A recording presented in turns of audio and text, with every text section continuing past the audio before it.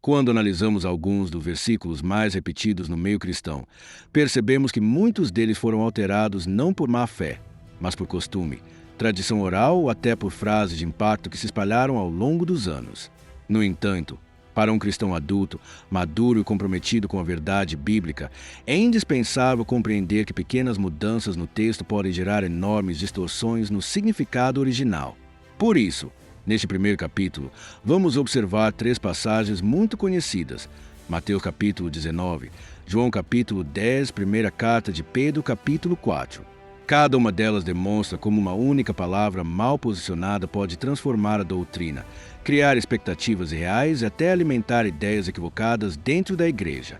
Começamos com a frase extremamente popular: "O que Deus uniu, o homem não separa."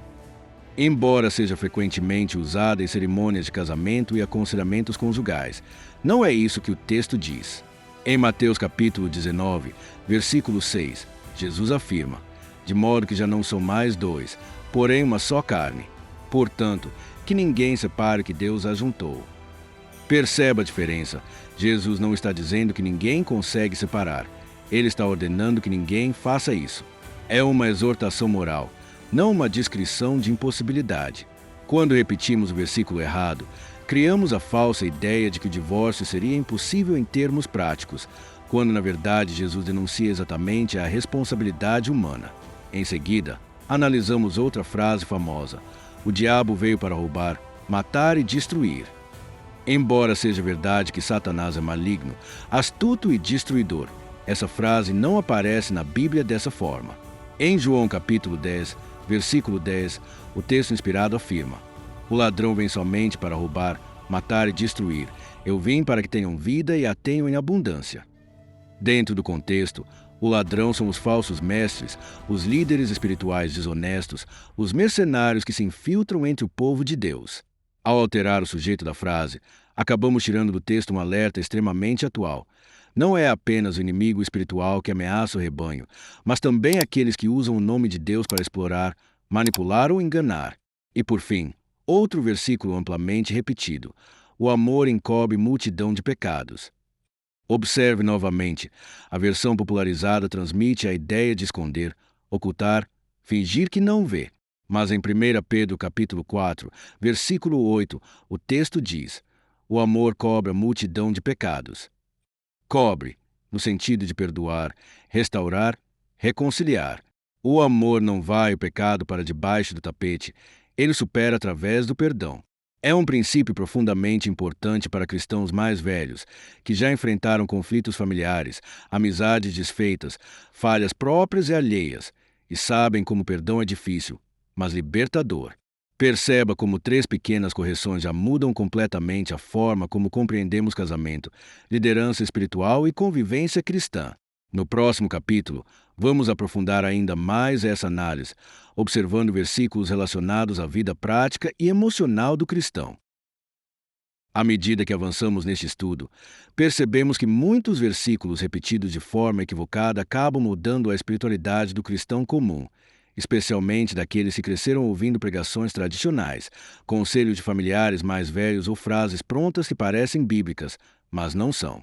E, quando pequenas alterações se tornam hábitos, elas produzem algo ainda mais perigoso: expectativas espirituais e reais. E é sobre isso que vamos tratar neste capítulo, analisando 4 passagens fundamentais que tocam diretamente a fé prática do cristão adulto. Primeira carta a Timóteo, capítulo 6, Salmos, capítulo 121, Primeira carta de João, capítulo 5 e Lamentações, capítulo 3. Comecemos com uma das frases mais conhecidas entre os cristãos: "O dinheiro é a raiz de todos os males." Esse é um daqueles versículos que, ao serem citados incorretamente, geram uma compreensão distorcida da relação entre espiritualidade e bens materiais. O texto verdadeiro, em 1 Timóteo capítulo 6, versículo 10, diz: "Porque o amor ao dinheiro é a raiz de todos os males." Não é o dinheiro, mas o apego ao dinheiro. Não é a riqueza em si, mas a idolatria da riqueza. Essa diferença é vital para cristãos maduros, muitos deles trabalhadores, provedores de família, pessoas que lidam diariamente com responsabilidades financeiras. Deus nunca condenou possuir bens, mas sim colocar o coração neles. Ao repetir errado, Muitos acabam acreditando que dinheiro e pecado caminham lado a lado, quando o real perigo está no domínio que o dinheiro pode exercer sobre o coração humano. Outro versículo que ganhou forma equivocada ao longo do tempo está em Salmos capítulo 121, versículos 1 e 2. Elevo os meus olhos para os montes, de onde me virá o socorro? O meu socorro vem do Senhor. Mas a frase popularizada diz: Elevo os meus olhos para os montes, de lá virá o meu socorro. Essa mudança sutil altera completamente o sentido poético e espiritual da passagem. O salmista não está dizendo que o socorro vem dos montes, mas fazendo uma pergunta retórica para exaltar a verdadeira resposta. O socorro vem do Senhor. Para muitos cristãos experientes, isso toca profundamente o coração, pois lembra que nossa confiança não deve estar em estruturas humanas, tradições familiares, sistemas, instituições ou qualquer tipo de monte, mas exclusivamente no Deus Criador do céu e da terra. Seguindo adiante, encontramos mais um erro comum. O mundo jaz do maligno. À primeira vista, pode até parecer apenas uma troca de preposição irrelevante, mas em 1 João capítulo 5, versículo 19, o texto diz: O mundo jaz do maligno. Quando se diz no, o sentido é influência, ambiente, condição espiritual. Quando se diz do, transmite a ideia equivocada de propriedade, como se o mundo pertencesse ao maligno. Mas a Bíblia é clara: do Senhor é a terra e tudo que nela existe. A visão correta nos lembra que, embora vivamos em um mundo caído, ele continua sob a soberania de Deus.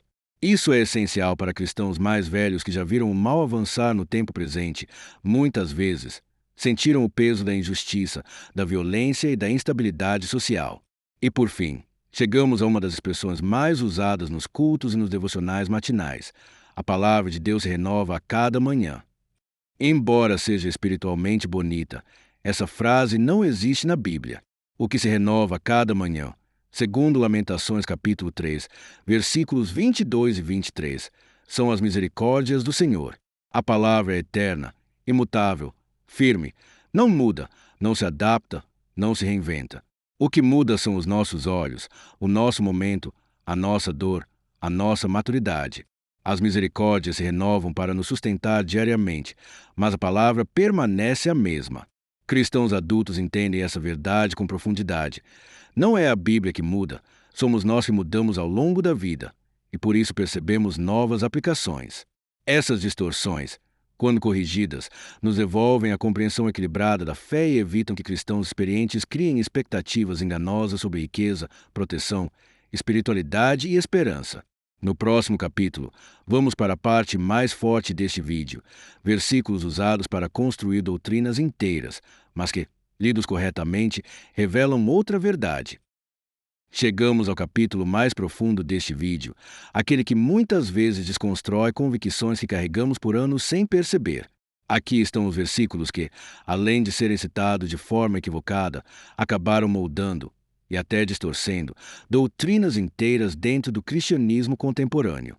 Reconhecer que, mesmo após décadas de fé, ainda precisamos voltar ao texto com reverência e disposição para aprender. Vamos analisar cuidadosamente 3 passagens.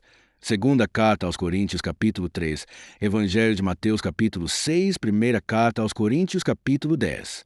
Cada uma delas revela camadas profundas que só aparecem quando o texto é lido exatamente como está escrito.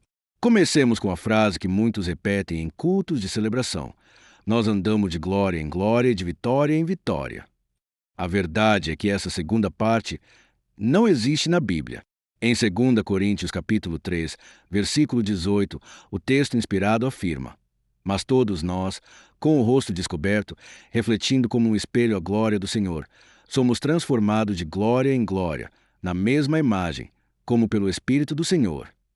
Não existe aqui nenhuma promessa de vitória em vitória. E isso é extremamente significativo, porque o cristão adulto sabe, por experiência própria, que a vida não é uma sequência ininterrupta de triunfos. Pelo contrário, há perdas, lutas, enfermidades, despedidas, tempo de silêncio e até momentos de aparente derrota. A verdadeira transformação espiritual não acontece somente nas vitórias, mas também, e muitas vezes principalmente, nas dores. Retirar o vitória em vitória devolve ao texto sua força original. Deus nos transforma continuamente, independentemente do cenário. Agora chegamos ao versículo mais distorcido do cristianismo moderno, usado amplamente por teologias triunfalistas.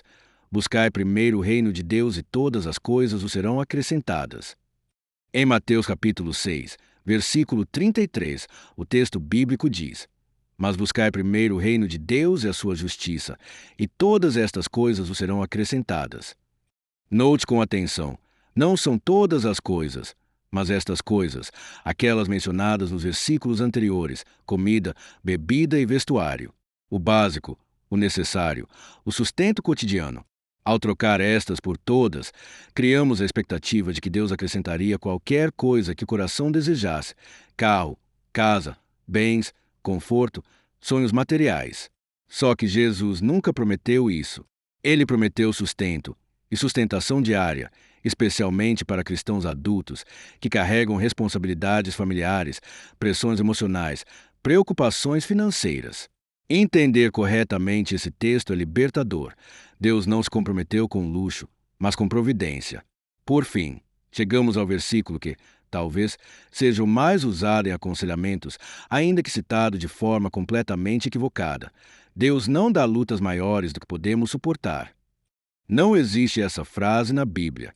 O que está escrito em 1 Coríntios capítulo 10, versículo 13, é: Não sobreveio a vós tentação, senão humana, mas fiel é Deus, que não vos deixará ser tentados acima do que podeis resistir.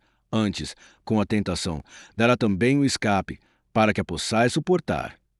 A diferença é enorme. O texto fala de tentações, não de lutas. Deus promete nos capacitar a resistir ao pecado, mas nunca ensinou que toda luta seria suportável. Há dores que esmagam, perdas que quebram, sofrimentos que parecem insuportáveis. A fé não nega a realidade da dor. Ela nos conduz ao escape, não à negação do sofrimento. Quando corrigimos esses versículos, longe de perder força espiritual, eles se tornam ainda mais profundos. O texto, exatamente como Deus o inspirou, não promete uma vida sem dificuldades, mas uma caminhada moldada pela verdade, sustentada pela providência e guiada pela graça que nos ajuda a resistir ao pecado.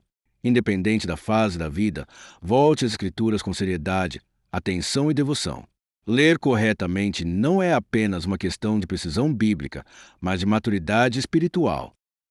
Ao chegarmos ao fim desta reflexão, é impossível não perceber o quanto é valioso retornar às Escrituras com profundidade, seriedade e humildade. Muitos de nós carregamos anos de fé, décadas de experiências com Deus, memória de cultos, canções, sermões e conselhos que nos acompanharam pela vida inteira. E justamente por isso, às vezes, frases que parecem bíblicas se misturam ao nosso vocabulário espiritual como se fossem parte do texto sagrado. Mas hoje nós vimos que algumas pequenas palavras, quando alteradas, mudam não apenas o som do versículo, mudam a doutrina, a expectativa, a forma como interpretamos o sofrimento, a prosperidade, a liderança e até a providência de Deus. E é por isso que estudar a Bíblia com atenção não é apenas um exercício intelectual, é um ato de reverência ao Deus que inspirou cada detalhe das Escrituras. Se algo neste vídeo te despertou ou te corrigiu, quero te convidar a compartilhar nos comentários qual dos versículos mais te surpreendeu. Essa troca fortalece a comunidade e mostra que todos nós, absolutamente todos, estamos em constante crescimento. E se este conteúdo te trouxe clareza, peço que compartilhe este vídeo com outros irmãos e irmãs da igreja, especialmente aqueles que têm coração aberto para aprender e ensinar. Ao espalhar este tipo de estudo, nós ajudamos a construir uma geração de cristãos mais maduros, mais sólidos e mais conscientes da verdadeira vontade de Deus. Não é vergonha admitir que citamos algo errado. Vergonha seria permanecer no erro quando finalmente conhecemos a verdade. Também quero te lembrar de que a maturidade cristã não se mede por quantos versículos decoramos, mas por quanto vivemos aquilo que está escrito. A Bíblia não foi dada para ser enfeite de discurso, mas fundamento de fé. Por isso, volte ao texto sempre que surgir uma dúvida. Leia o contexto, ore, questione.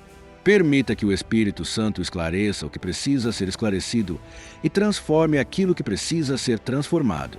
A palavra é firme, imutável e eterna. E exatamente por isso, quando nós a lemos corretamente, ela ilumina áreas da nossa vida que nem percebíamos que estavam nas sombras. Antes de encerrar, quero reforçar um pedido muito importante. Se inscreva no canal se ainda não fez isso. Aqui você encontra estudos profundos, sérios e cuidadosamente preparados para cristãos que desejam crescer no conhecimento bíblico. Ative o sininho para não perder nada e deixe o seu like. Isso ajuda o YouTube a entregar este conteúdo para mais pessoas que, assim como você, valorizam a verdade das Escrituras. E claro, compartilhe este vídeo com a sua igreja, com o seu grupo familiar, com amigos e familiares. Juntos, podemos formar uma comunidade mais forte, mais consciente e mais fiel ao texto bíblico. Que o Senhor abençoe a sua vida, sua família e sua caminhada espiritual. E lembre-se, a verdade liberta, a palavra ilumina e o conhecimento da Bíblia nos conduz sempre à maturidade. Até o próximo vídeo.